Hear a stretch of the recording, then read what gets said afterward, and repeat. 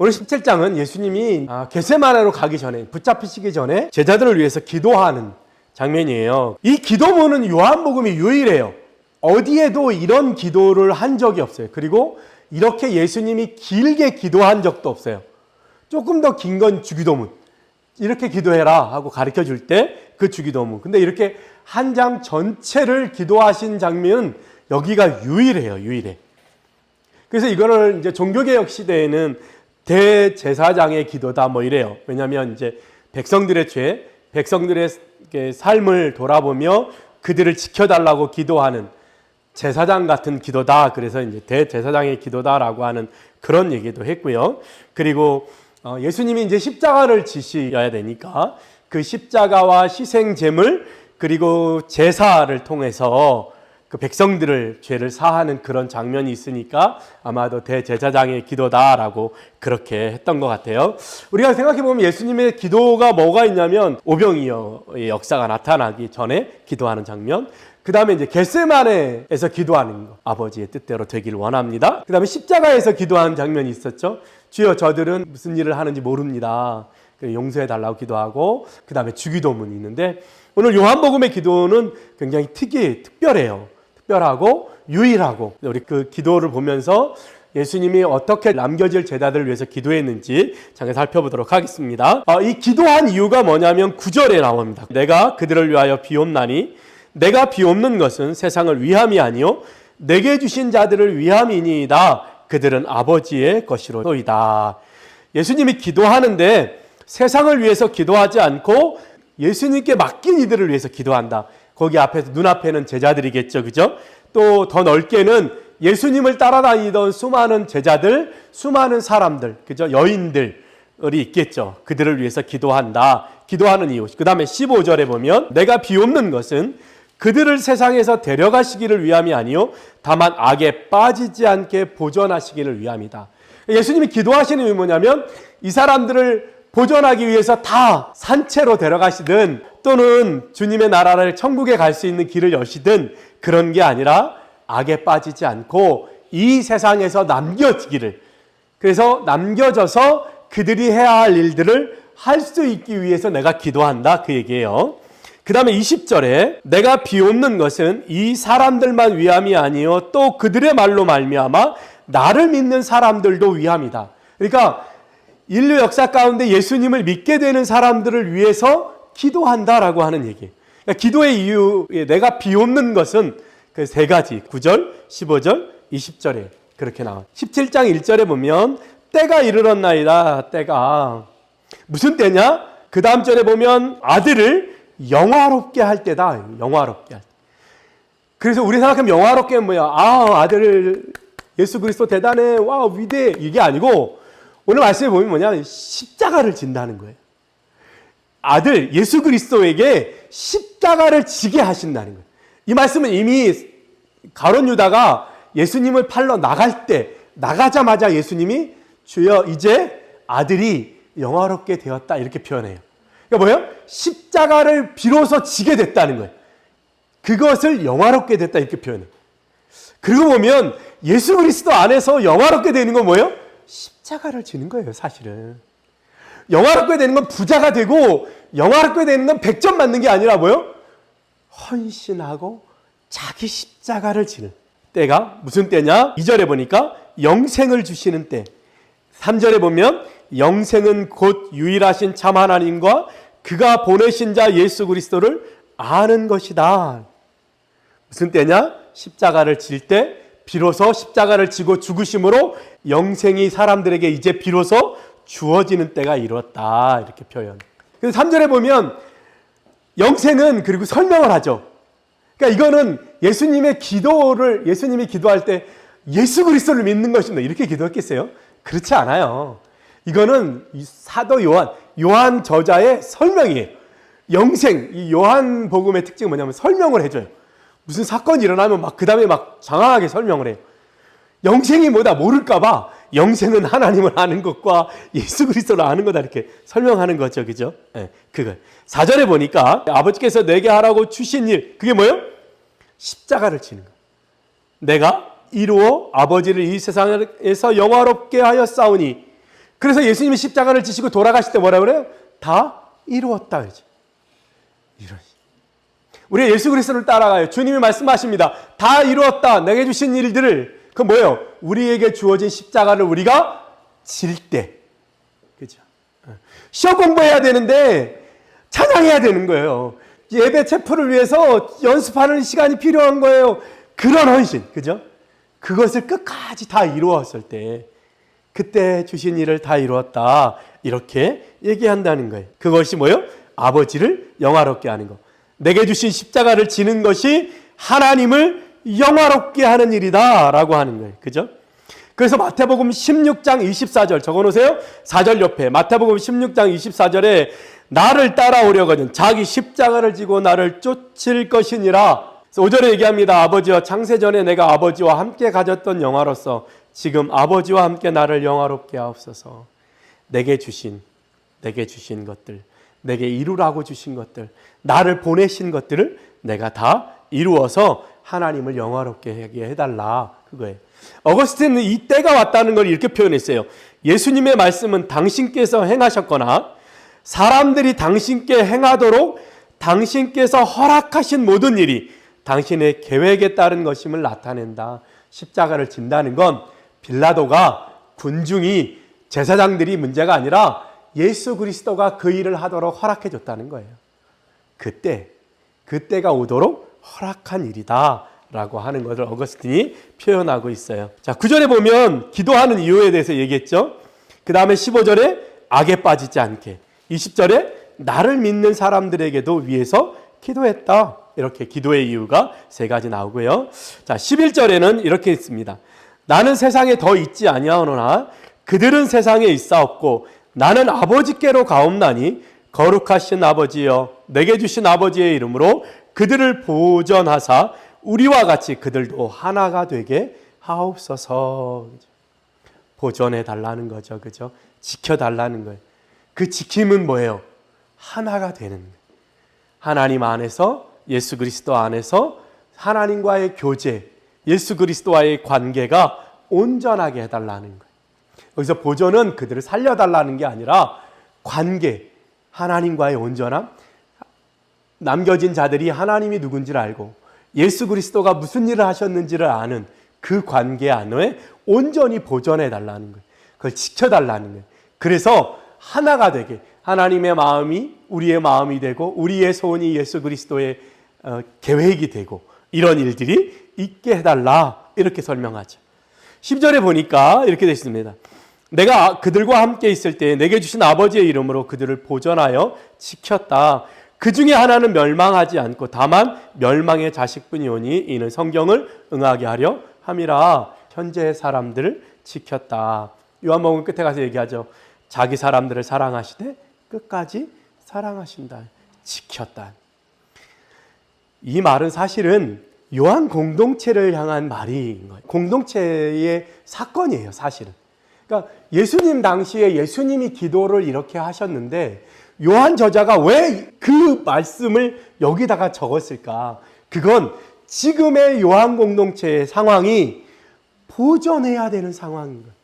왜냐하면 어느 날 갑자기 누가 끌려가서 죽고요.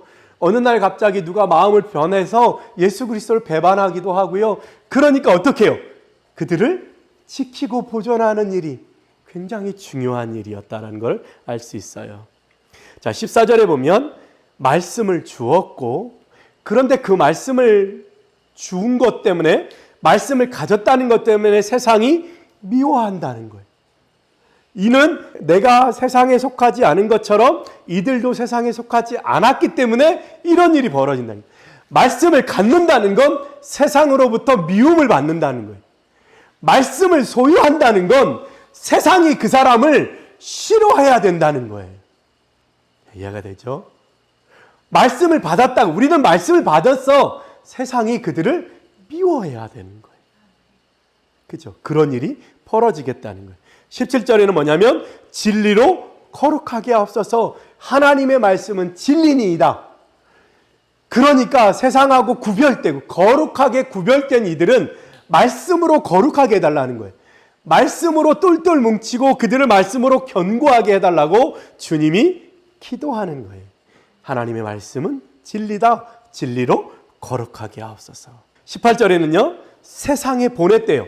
누구? 남겨진 자들 예수 그리스도께서 아버지께서 나를 세상에 보내신 것 같이 나도 그들을 세상에 보냈고, 남겨진 자들은 뭐예요? 보냄을 받는 자들이라는 거예요. 누구로부터? 예수 그리스도로부터. 여기 모여 있는 게 아니고 보냄을 받았다는 거예요. 하물며 예루살렘에 모여 있고 싶어서 모여 있었어요. 그랬더니 어떻게 해요? 스데반이 죽는 핍박을 통해서 비로소 사도들을 다 내쫓아요. 예루살렘 바깥으로. 예수 믿는 사람들을 다 예루살렘 이스라엘 바깥으로 내쫓아요. 핍박이 스데반이 죽음과 동시에 전국적인 핍박이 시작돼요. 그러니까 예루살렘 이스라엘 안에 있던 예수 믿는 사람들이 핍박을 피해서 안디옥과 터키와 저 지방 그리스와 로마까지 나가는 거예요. 그래서 복음이 어떻게 해요? 퍼지는 거예요. 그러니까 우리 예수 믿는 사람들은 말씀을 가진 사람은 어떻게 해요? 보냄받은 사람. 말씀을 가진 사람은 어떤 사람? 보냄을 받은 사람이에요. 그래서 사도행전부터 제자들과 예수 믿는 사람들이 다 나아가 하나님의 말씀을 증거하는 일이 벌어지죠. 그 다음에 19절에 다시 한번 진리로 거룩하게 해요. 그 다음에 20절에는 그렇게 나아가서 전하는 것 때문에 믿는 사람들이 생긴다라고 하는 이야기를 하고 있죠. 21절 아버지와 아버지께서 내 안에 내가 아버지 안에 있는 것 같이 그들도 다 하나가 되어 우리 안에 있게 하옵소서. 하나가 되게 해달라. 21절, 22절, 23절. 근데 왜 이게 중요했을까요? 계속 요한복음에서는 하나됨이요. 근데 요한 공동체는 지금 어떤 상황이냐면 이스라엘 안이 아니고 바깥에, 그죠? 예수 믿는 사람들을, 그 사람들 안에는 뭐냐면 유대인만 있는 게 아니라 유대인, 헬라인, 그리고 헬라 지방에 나와 살고 있는 유대인들, 그러니까 이민 생활하는 사람들이요. 그러니까 여러 사람들이 섞여 있어요. 하물며 사도행전에 보면 헬라파 사람과 히브리파 사람들이 서로 물건 나누는 것 때문에 싸워서 7집사를 세우잖아요. 그런 갈등들이 있었다는 거예요. 그러니까 요한 공동체 안에 너도 나도 들어오니까 이 사람도 있고 이 사람도 있고 이 사람도 있으니까 교회가 하나가 안 되는 거예요. 자기들끼리. 그리고 서로 또 비방하기도 하고, 아 헬라 사람들 왜 저래? 아 히브리 유대인들은 왜 저래? 그런 거예요. 그러니까 어떻게 해요? 하나 되는 것이 굉장히 중요했어요. 아버지 안에 하나 되는 거, 예수 그리스도 안에 하나 되는 것이 그렇게 중요했어요. 그래서 오늘 예수님의 기도에도 이 말씀이 들어있는 거예요. 하나가 돼야 된다. 왜냐하면 외부로는 핍박도 심하죠. 내부에는 서로 분쟁과 다툼도 너무 심한 거예요. 서로 누가? 하물며 말씀에 보면 밥 먹을 때, 사도 바울의 서신에 보면 밥 먹는 것도 문제예요. 부자는 많이 싸우고 없는 사람은 조금 싸워요. 문제는 부자들이 먼저 와서 자기 거 다 먹어버려요. 아니라는 거예요. 배고파서 여기 모였냐는 거예요. 그런 교회 안에 그런 일이. 그러니까 어떻게 해요? 예수님의 마지막 기도에도 하나가 되게 하옵소서. 예, 하나가 되게. 그 얘기를 넣을 수밖에 없는 거예요. 24절에는 뭐냐면 나의 영광을 그들도 보게 하옵소서 이렇게 기도해요. 제자들도 예수 그리스도가 봤던 영광을 그들도 보게 하옵소서. 이게 사도행전 7장 55절에 가면 스데반이 돌에 맞아 죽으면서 하늘을 우러러 보니까 하나님 보좌 우편에 서신 예수 그리스도가 보이는 거예요. 그것도 앉아 계신 예수 그리스도가 아니라 스데반을 향해서 벌떡 일어나서 맞이하려고 준비하시는 예수 그리스도의 모습이 보여요. 오늘 예수님이 기도하시는 거예요. 나의 영광, 내가 본 이것을 이 사람들도 보게 하옵소서. 그러니까 스데반이 보잖아요. 보좌에 있는 예수 그리스도의 모습을 보게 된다라고 하는 거예요. 이게 오늘 우리에게 주어진 본문의 이야기들이에요. 오늘 여기서 우리는 딱 세 가지는 보려고 해요. 이 예수님의 마지막 기도, 유언과 같은 이 기도에 남겨진 사람들을 향해서 딱 세 가지를 얘기하는 거예요. 사실은 첫 번째는 뭐냐면 이거예요. 17절에서 19절에 보면 말씀으로 거룩해져야 된다. 하나님의 말씀은 진리다. 진리로 거룩해져야 된다는 거예요. 두 번째는 뭐냐면 하나 되라는 거예요. 21절, 22절, 23절에. 그래서 서로 사랑이 있는 거예요.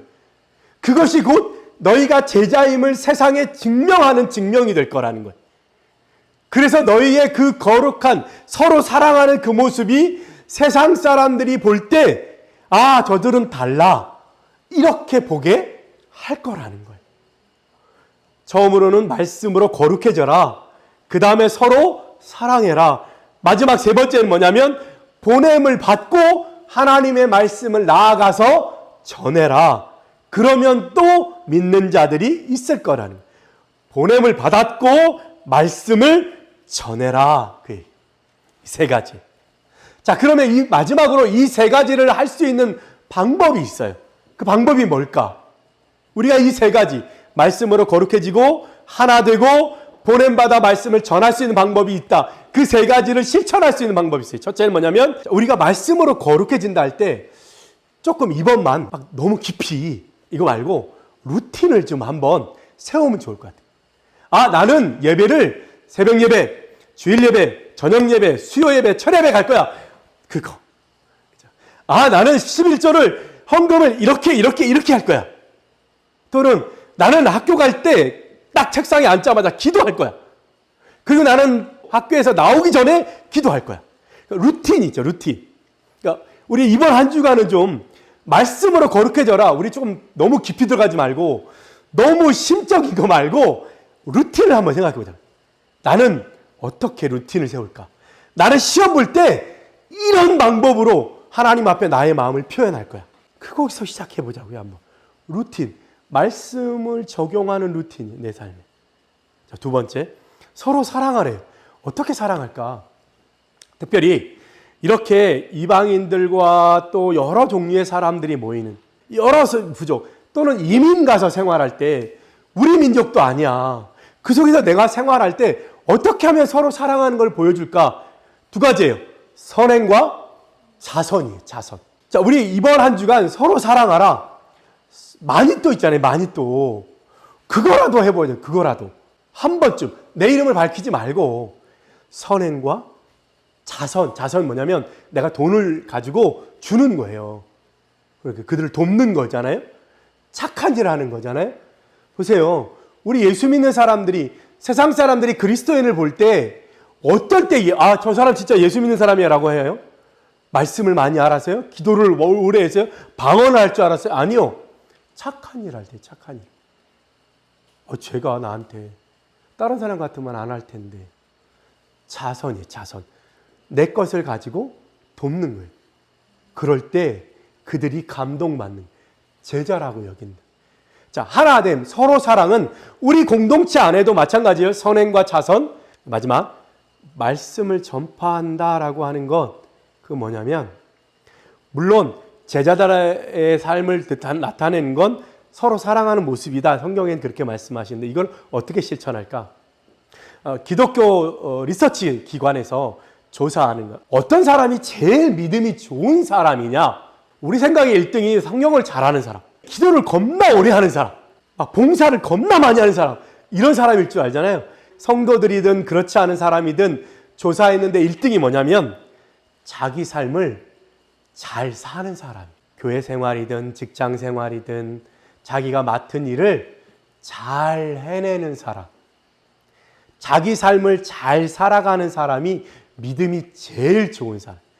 청년부 안에서도 마찬가지죠. 누가 믿음 생활 제일 잘해요? 직장 생활 잘하고 신앙 생활 열심히 하는 친구들. 막 누구처럼 맨날 교회 와서 살지는 않지만 필요할 때 꼭 그 자리 지키는. 그리고 자기가 할 일 잘 맡아서 잘하는 사람. 그런 사람이 믿음 좋다고. 자, 세 가지 방법을 얘기했어요. 말씀으로 거룩해지는 건 말씀의 루틴을 세워보자. 우리 이거는 꼭 하자. 자, 두 번째는 선행과 자선이에요. 우리 기독교인들이 뭐해서 신앙이 없어서 욕먹는 거 아니에요. 이게 안 돼. 왜 선행과 자선이 안 될까요? 내 이익이 걸리면 예수 믿는 사람들이 절대 양보 안 하니까.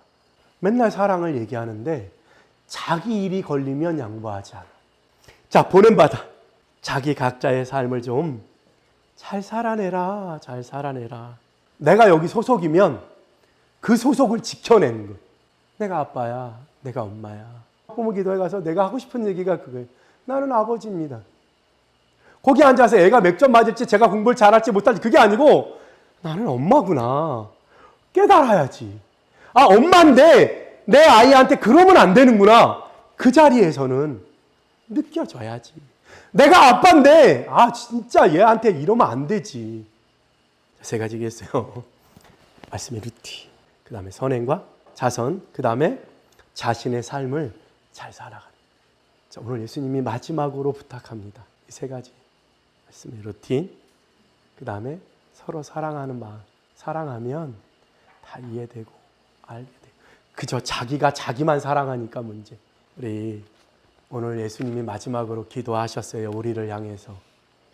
이렇게 됐으면 좋겠다. 남겨진 자들을 향해서 안타까움으로 무너져가는 요한 공동체를 보면서 요한 저자가 이 기도문을, 다른 복음서에 있지도 않은 이 기도문을 기록하면서 그렇게 살았으면 좋겠다. 이게 정말 하나님이 원하시는 삶이야 라고 이야기하는 장면이라는 거. 우리 집에 가서 다시 한번 좀 곰곰이 천천히 나를 향해서, 지금 내 형편과 상황을 향해서 말씀하신다는 거 기억했으면 좋겠습니다. 기도하겠습니다.